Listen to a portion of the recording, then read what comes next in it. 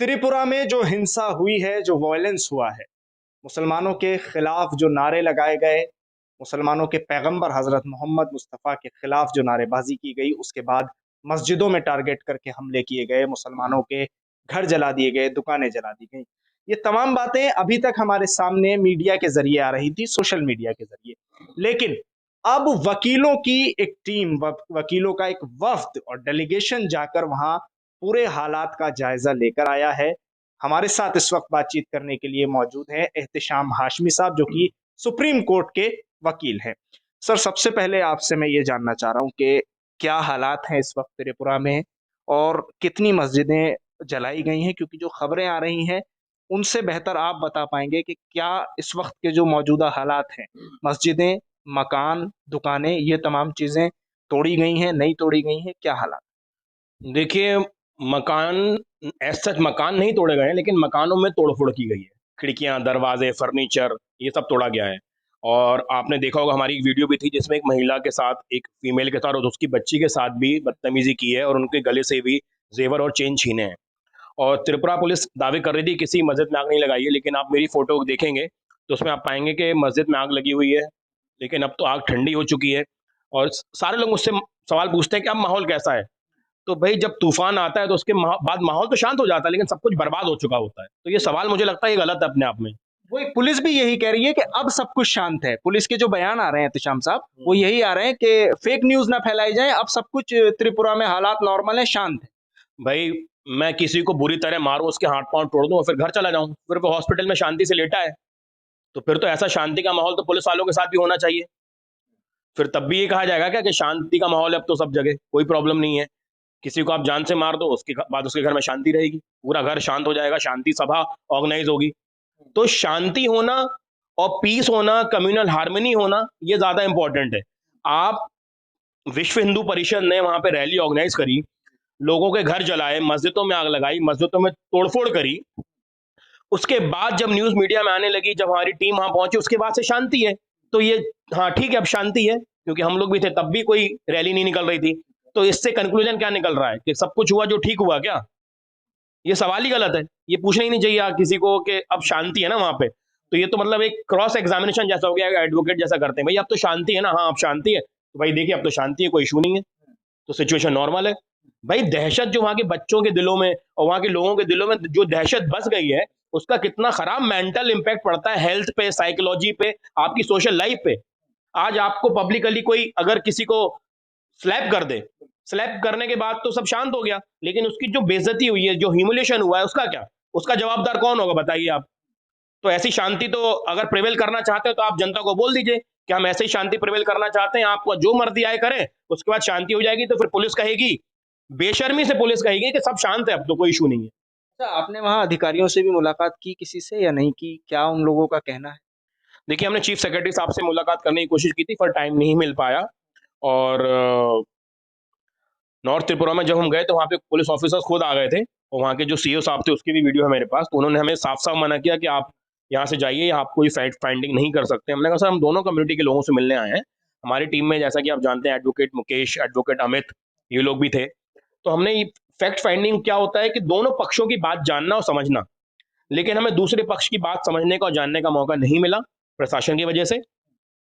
और as such कोई harm तो नहीं हुआ हमें, लेकिन प्रशासन का अच्छा से सपोर्ट मिलता तो हम अपनी फैक्ट फाइंडिंग ऊपर और ज्यादा मजबूती से और ज्यादा फैक्ट्स के साथ रख पाते। दूसरे कौन से पक्ष का आपको जानने का मौका नहीं मिल पाया? जो हिंदूवादी संगठन के लोग थे उनसे मुलाकात नहीं कर पाया? हिंदू परिषद के लोग थे और जो बीजेपी के लीडर्स थे, जिनके ऊपर ये इल्जाम था कि उन्होंने रैली लेके आए हैं और उन्होंने लोगों को उकसाया, भड़काया और किस तरह के नारे लगाए, मुल्लागिरी नहीं चलेगी त्रिपुरा में, मुल्लागिरी नहीं चलेगी। तो मैं उनसे पूछता, बात करता कि क्या ये इल्जाम सही है, और अगर वो मानते हैं हाँ ये उन्होंने बोला है, तो उसके आगे उनसे सवाल पूछते कि भाई आपको ऐसी क्या प्रॉब्लम है, क्योंकि हमारी फैक्ट फाइंडिंग टीम का एक मकसद ये भी था कि कम्युनल हार्मनी बनी रहे, क्योंकि त्रिपुरा के जो आम जनता है वो अमन पसंद है, वो एक दूसरे से प्यार करती है। रवा बाजार में जहां पे दुकानों में लूट की गई, दुकानों में आग लगाई गई, वहां पे दो बुजुर्ग हमें मिले, एक जो प्योर पंडित थे और एक प्योर मुस्लिम थे, दोनों साथ में बैठ के मैच देख रहे थे। तो वो वीडियो भी मेरे फोन में रिकॉर्ड है। तो त्रिपुरा की ये खूबसूरती विश्व हिंदू परिषद और बीजेपी के लोग खराब करने का प्रयास कर रहे हैं, मुझे लगता है ये बहुत ही शर्मनाक बात। अच्छा एहतेशाम साहब, मस्जिदें कितनी तोड़ी गई, कितनी मस्जिदों में आग लगाई गई? क्योंकि आपने तो वहां आंखों से देखा होगा मस्जिदों के अंदर तोड़ फोड़ की गई है, और 4-5 मॉस्क जो हम लोग पर्सनल विजिट कर पाए, वो हमने खुद देखा है कि उसमें आग लगाई गई है। नॉर्थ त्रिपुरा में एक मस्जिद में आग लगाई गई है। एक पानी सागर के पास एक रवा बाजार, एक गांव है, जगह है, रवा बाजार मार्केट है। वहां पे सीआरपीएफ का कैंप हुआ करता था किसी टाइम पे। तो वहां पे सीआरपीएफ के जो सोल्जर्स और जवान हमारे रहते थे, उनके लिए एक मंदिर बनवाया गया था वहां पे, और एक मस्जिद बनवाई गई थी। मंदिर बिल्कुल इट इज है जैसा रहता है, सेफ है। और मस्जिद के अंदर कुरान शरीफ जलाया गया, मस्जिद में आग लगाई गई, तोड़फोड़ भी की गई। उसके बाद पुलिस का कहना है कि वहां पे नमाज होती नहीं थी। तो भाई कितने पुलिस ऑफिसर और नेता ऐसे होंगे जो अपने घर में नहीं रहते हैं? तो इसका मतलब क्या ये है कि अगर आप अपने घर में नहीं रह रहे हैं 2-3 साल, तो उसको तोड़ने का हक मिल जाता है क्या? ये सवाल पूछिए आप उनसे। पुलिस ने जब आपसे बातचीत की और आप लोग उनसे मिले अधिकारियों से, तो उन्होंने आपको सपोर्ट नहीं किया, आप ये कह रहे हैं। तो क्या इसमें ये मानते हैं आप कि पुलिस उन लोगों का सपोर्ट कर रही है जिन लोगों ने ये हालात बनाए, या जो देखने में आ रहा है कि मुस्लिम समाज को भी पुलिस ने वहां सपोर्ट किया, उनसे कहा कि आप लोग बिल्कुल सुरक्षित हैं, अपने घरों में रहिए, पिटने के बाहर बाद मत तो सुरक्षित निकलिए? है ना, पिटने के बाद तो सुरक्षित है। अब हिंदुस्तान में अभी भी संविधान कुछ कहीं ना कहीं तो जिंदा है। बहुत सारे पुलिस ऑफिसर्स बहुत ईमानदार हैं और संविधान के दायरे में काम करते हैं, लेकिन नेता और मंत्री उन्हें ऐसी जगह पोस्टिंग नहीं देते जहां पे उनका पर्पस फुलफिल ना हो। जो ईमानदार ऑफिसर है ना, जो ईमानदार आईपीएस ऑफिसर है, वो पीटीसी ग्राउंड में पीटी कराता रहता है और ट्रेनिंग कराता कराता रहता है नए पुलिस ऑफिसर को। और जो करप्ट पुलिस ऑफिसर है ना, उसको ल्यूक्रेटिव जगह पे पोस्टिंग दी जाती है जहां पे नेता और मंत्री जहां पे रहते हैं, जिससे कि जब दंगा हो या कोई क्रिमिनल एक्टिविटी हो, तो उन मंत्रियों के ऊपर और विश्व हिंदू परिषद के लीडर्स के ऊपर कोई एफआईआर रजिस्टर्ड ना हो। तो ये जो पुलिस अधिकारी थी जिन्होंने ये बयान जारी किया कि मेरे पास इतनी फोर्स नहीं है कि मैं हर मस्जिद के बाहर फोर्स लगा सकूं, हर मुसलमान को और हर उस इलाके को सेव कर सकूं कि जहां दंगा हो रहा है, जहां ये हालात बन रहे हैं, लिहाजा मुसलमान अपने घर से बाहर ना निकलें और हमें अपना काम करने दें, बाकी सब सेफ। तो उनको रिजाइन कर देना चाहिए। अगर वो इनकॉम्पिटेंट है, उनके पास फोर्स नहीं है, तो उन्होंने रिटर्न में लिख के दिया कि उनके पास फोर्स नहीं है। और जब पूरी विश्व हिंदू परिषद मोबिलाइज कर रही थी लोगों को फेसबुक के माध्यम से, व्हाट्सएप के माध्यम से, मेरे पास वीडियोज हैं कि हिंदू अपने घर से बाहर निकलो, सबक सिखाओ इनको। तो आपकी जो लोकल इंटेलिजेंस टीम है, आपकी जो क्राइम ब्रांच है, वो क्या कर रही थी? वो हाथ बांध के क्या बैठी हुई थी? अब चलिए आपके पास पुलिस फोर्स कम था, आज एक ट्रैफिक वायलेशन करते हैं आप, तो पुलिस वाला दौड़ के आता है और वीडियो रिकॉर्डिंग करता है, तुमने रेड लाइट जम कर दी 1 इंच से, लाओ 5,000 रुपए दो, 10,000 रुपए दो, तुमने यूं यूं गाड़ी चला दी। तो कम से कम रिकॉर्ड तो करते अपने कैमरे से। एक पुलिस ऑफिसर था ना वहां पे, एक तो मानेंगी वो मैडम, एक तो अपने दिल पे हाथ रख के वो मैडम बोल दें कि वो क्राइम, चलिए ये जो ऑफेंस हुआ है, जो ये ब्लड शेड करने की कोशिश की गई थी, जो आगजनी हुई है, जो लोगों के घर में तोड़फोड़ हुई है, वो रोकने में नाकाम थी because of lack of police force. लेकिन विजडम तो उनमें था, कि लैक ऑफ विजडम भी वहां पे था। वो कैमरे से रिकॉर्ड कर सकते थे लोगों को और उनको आइडेंटिफाई करके एफआईआर रजिस्टर कर सकते थे, और फिर उस घटना को कंट्रोल किया जा सकता था। और आपके पास पुलिस फोर्स नहीं थी, आप बीएसएफ को कॉल करते। बॉर्डर सिक्योरिटी फोर्स वहां पे, बांग्लादेश बॉर्डर, बिल्कुल एयरपोर्ट से आप उतरेंगे तो आप वॉक करके बांग्लादेश बॉर्डर जा सकते हैं।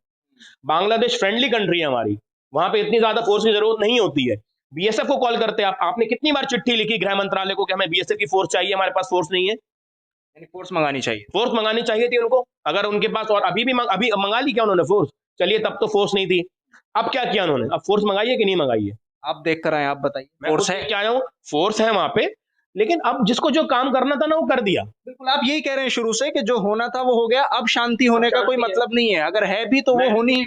मैं भी किसी को खींच के झापड़ मार दूं, उसके बाद बोलूं अब तो शांति है ना, मुझे जो करना था मैंने तो कर दिया, फिर तो ऐसे तो जितनी बार झापड़ मारूंगा उतनी बार शांति प्रिवेल हो जाएगी। उसके बाद शांति हो हाँ, जाएगी। अच्छा, शांति है। अब आप ये मुझे बताइए कि जो हालात आप देखकर आए हैं, उसमें आप लोगों की जो टीम पूरी गई थी, वो आगे क्या करने वाली है? क्योंकि आप लोग जायजा तो लेकर आ गए हैं, आपने ये भी तय कर ही लिया होगा कि कौन अपनी जगह सही है, कौन गलत है, तो इस पर आप लोग क्या करेंगे अब आगे? देखिए, एक चीज मैं आपको बताना चाहूंगा कि त्रिपुरा हाईकोर्ट ने, अगरतला हाईकोर्ट ने सुमोटो कॉग्निजेंस इस इंसिडेंट पे ले लिया है। सुमोटो कॉग्निजेंस का मतलब ये होता है कि हाईकोर्ट को खुद लगा कि ये जो भी हो रहा है इनजस्टिस हो रहा है, गलत हो रहा है, और इसमें एडमिनिस्ट्रेटिव फेलियर है, पुलिस प्रशासन का भी फेलियर है। तो अगरतला हाईकोर्ट ने खुद कॉग्निजेंस ले लिया है। हम उस प्रोसीडिंग को वॉच कर रहे हैं, और जो हमारी रिपोर्ट है वो हम honourable chief justice of India को भी भेजेंगे। और माइनॉरिटी कमीशन और ह्यूमन राइट्स कमीशन से तो हमें कोई उम्मीद नहीं है, क्योंकि वहां पे जो लोग बैठे हुए हैं वो सरकार के पिट्ठू हैं, वो सरकार के खिलाफ नहीं जाएंगे। तो हमें लेकिन अब सिर्फ उम्मीद संविधान से है और सुप्रीम कोर्ट से है। सुप्रीम कोर्ट का दरवाजा हम खटखटाएंगे। एक सोशल एक्टिविस्ट हैं, एमपी का चुनाव भी लड़े थे कारगिल से, सज्जाद कारगिली हैं। उनके ऊपर भी जब उन्होंने त्रिपुरा मामले को लेकर ट्वीट किया, तो उनके ऊपर भी एक केस दर्ज हुआ है। उन्हें भी कहा है कि शो कॉज नोटिस दिया है कि आप वजह बताइए, आपने ये ट्वीट क्यों किया, यहाँ के माहौल को खराब कर सकते हैं आप। देखिए, जहां-जहां बीजेपी की सरकार है, जितने भी सोशल एक्टिविस्ट हैं, जो चाहते हैं सोसाइटी में अमन और शांति बनी रहे, उनके खिलाफ बीजेपी की सरकार एफआईआर रजिस्टर करा रही है। और मुझे लगता है कि अब हमें इससे डरना नहीं चाहिए। कितने लोगों पे एफआईआर रजिस्टर कराएंगे? आज आज हम लोग जागे हैं, कल आप भी जागेंगे। कल जब आग आपके घर तक पहुंचने वाली होगी, आप भी आगे आएंगे और अपने हक की लड़ाई के लिए लड़ेंगे। और अगर लगता है उनको कि लोग जो कि सच के खिलाफ, सच के साथ रह के अन्याय के खिलाफ अपनी आवाज बुलंद कर रहे हैं, उनके ऊपर केस रजिस्टर्ड होना चाहिए, तो करिए रजिस्टर्ड। सुप्रीम कोर्ट कह चुकी है, ऑनरेबल जस्टिस डीवाई चंद्रचूड़ साहब हम लोगों को सिखा चुके हैं कि dissent is the safety valve of our nation. और हमने संविधान की प्रतिज्ञा ली है, हम लॉयर हैं, हम मरते दम तक संविधान के दायरे में जो पॉसिबल है और देश हित में जो पॉसिबल है, हमारी टीम करने के लिए तैयार है। बहुत शुक्रिया पूरे मुद्दे पर आईएनएन चैनल से बातचीत करने के लिए। एहतिशाम हाशमी साहब, जो कि एडवोकेट हैं सुप्रीम कोर्ट के, ये दौरा करके आए हैं। पूरी टीम इनकी त्रिपुरा गई थी, तमाम हालात का जायजा लिया है। जिस तरह से इनका साफ तौर पर कहना है कि हालात अब बेहतर हैं, इसका मतलब ये नहीं है कि हालात खराब ही नहीं हुए थे। हालात बिगड़े थे, और जब हालात बिगड़े हैं तो उसके बाद ही खामोशी हुई है। तूफान आने के बाद ही ये माहौल सही हो पाया है। लेकिन ऐसे में अब देखना ये होगा कि जिस तरह से त्रिपुरा पुलिस लगातार इस बात का दावा कर रही है कि हमारे यहाँ कुछ खराब नहीं है, सब ठीक है, और जो जो एक्टिविस्ट हैं वो ट्वीट कर रहे हैं या जो पत्रकार वहां जा रहे हैं, उनसे भी पूछताछ हो रही है, और जो एक्टिविस्ट हैं उन पर भी केस दर्ज किए जा रहे हैं। दिल्ली से आईएनएन चैनल के लिए साहिल।